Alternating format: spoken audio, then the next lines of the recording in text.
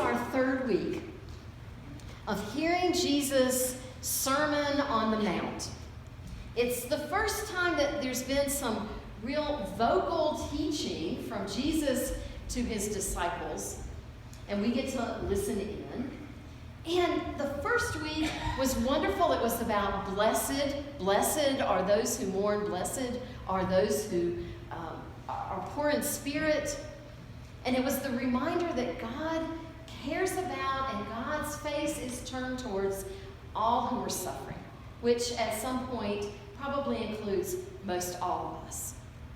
And then last week, we went to You Are the Salt and the Light of the World.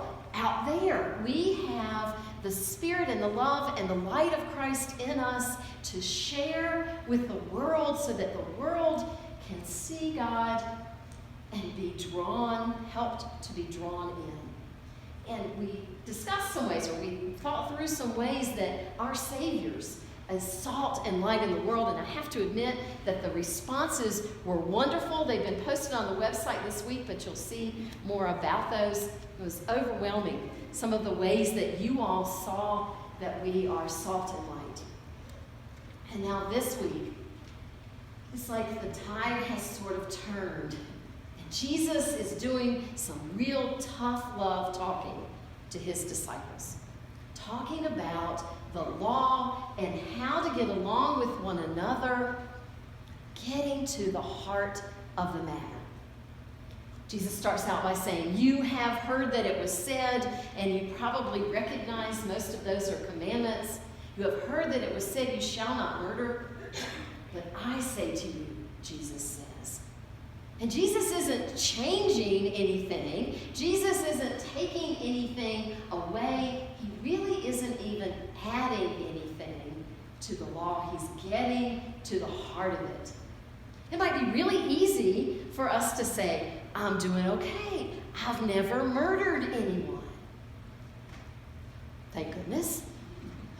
But what about those times when we speak not nicely, or that we speak in a way that puts someone else down, or someone speaks to us in a way that belittles us?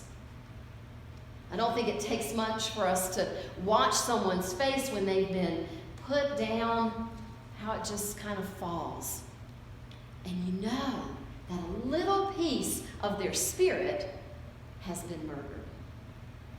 And so Jesus is trying to say there's more to it than just the letter. There's the heart.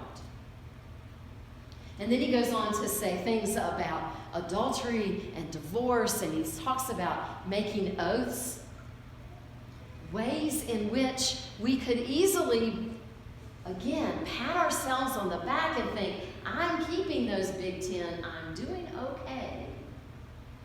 And yet, the heart of the matter is that we all know that we all have the potential to hurt someone or to be hurt by someone.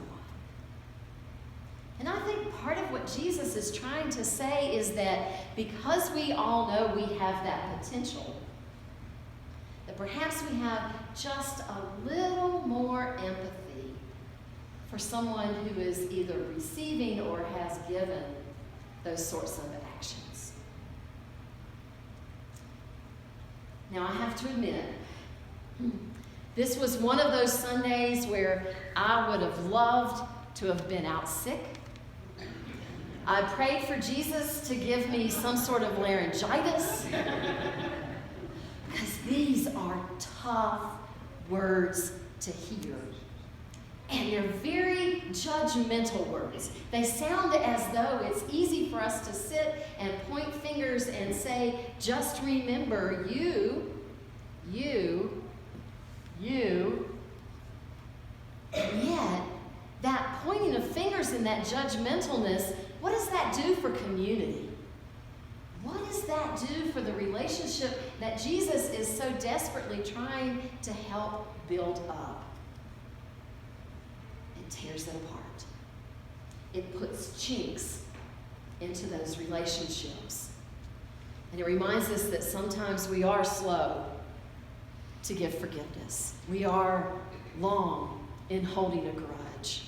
We are quick to make a determination about someone else. And so with lots of prayer and lots of reflection and lots of study and reading, I think what Jesus is saying comes down again to the heart of the matter.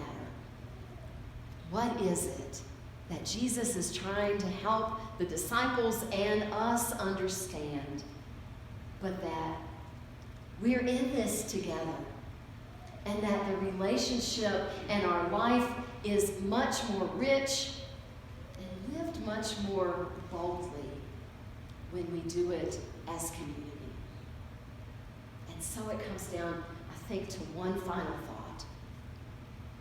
What could life be like if we were more intentional about loving through the heart of the law than judging through the letter so that we appear to be righteous? What could a community, what could our life be like? What would the world look like? Loving through the heart of the law and less of the judgment of the letter so that we appear to be righteous. Thank goodness.